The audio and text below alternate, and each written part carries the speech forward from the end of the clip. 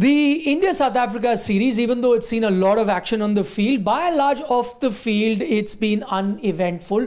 Both teams playing in the spirit of the sport until now. I'm talking about end of day four's play at the end or during the second test match between India and South Africa. Shukri Conrad, he's ignited the fire. He, remember, is the coach of the South African team. Before I get to what is it that he said, let me give you a bit of a context. What's really happened on day 4? South Africa continued to bat on. The lead went over 500. Lunch was taken. Everyone expected them to declare because the one result had been eliminated by them. At that moment, India win was eliminated. So they thought, and people at large thought, that once India win is eliminated, then South Africa should probably declare, bring India on, take 4 sessions to dismiss them. South Africa didn't do that after lunch. And then the chatter grew as to what was South Africa trying to gain, because they had scored enough runs that India can't chase. Now you can only go for a draw or a South Africa win. If you want to go for a South Africa win, why don't you give yourself 4 sessions rather than just 3 sessions? That was the doubt. That was the question that was being raised on social media.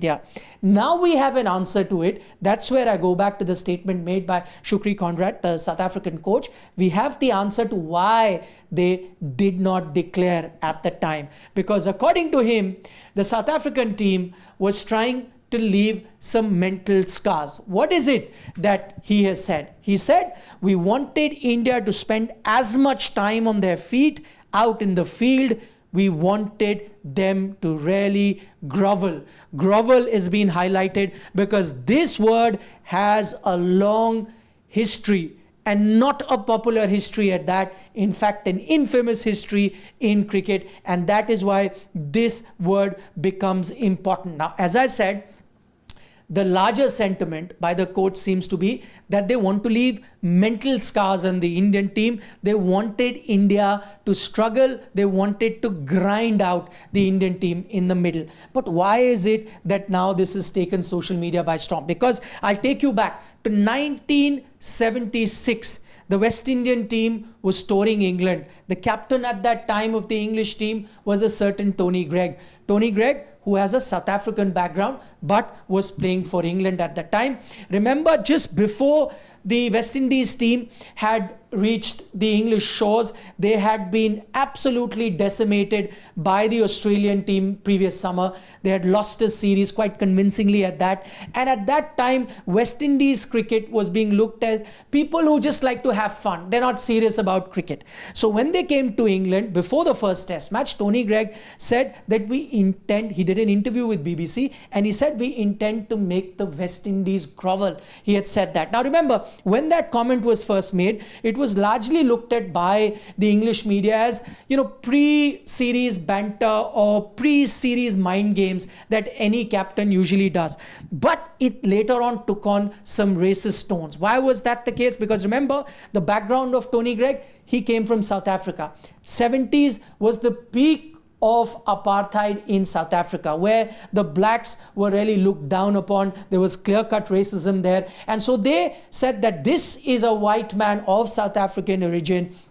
He is saying that to a black team that is visiting from the West Indies. So it had a racist connotation to it. And after that, later on, it was accepted. The West Indian players took it like that. Then later on, a lot of players from the English team apologized because they didn't realize the repercussion of that word that was used. In fact, Tony Greig also later apologized. But before they apologized, the West Indian team themselves took it so strongly that they made the English team pay for that. There is this visual that is very popular in the cricketing world. If you Google it, you'll find it. That is of Brian Close, who was an English batter. He had actually retired, had come back from retirement at the age of 45, and he had to bear the brunt of the anger of the West Indian fast bowlers because of the comments made by his captain in Tony Greig. So there's an image of Brian Close without his shirt, with a lot of bruise marks of the bouncers that were delivered to him, bouncers that hit him on the chest. So as I said, this was a word at that time that had racist connotations. The people in the Caribbean were up in arms because of the word that was used. But as I said, the sentiment behind that was to make them grind it out. Actually, I mean, literal meaning of the word grovel is to have somebody go on their feet, to have somebody go on their knees. That is actually the literal meaning of the word.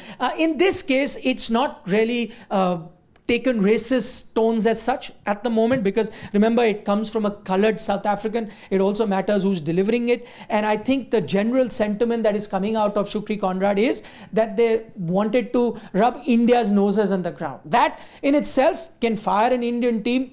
That in itself can lead to Indian players being angry or aggrieved. That's all right. But if you're going to put any racist tones to it, or say that was the intention from the South African team, at the moment, prima facie, it doesn't seem like that to us. However, you're free to form your own opinion. Do let us know what you think about this particular incident. But as I said, this is something that may come back to haunt the South African team later. This series is done and dusted, but we'll add an extra spice next time India and South Africa are facing off against each other, because of the words that have been used by the South African coach. But as I said, and I repeat, if you ask me very personally, I don't think the intention or the nature of the comments were racist in nature. But of course, it was a lot of mind games. It was, sort of sledging, you might call it, that is happening in the middle of the series. Give us a like on the video if you're enjoying our content. And as always, don't forget to subscribe to Sports Today for more sports-related content.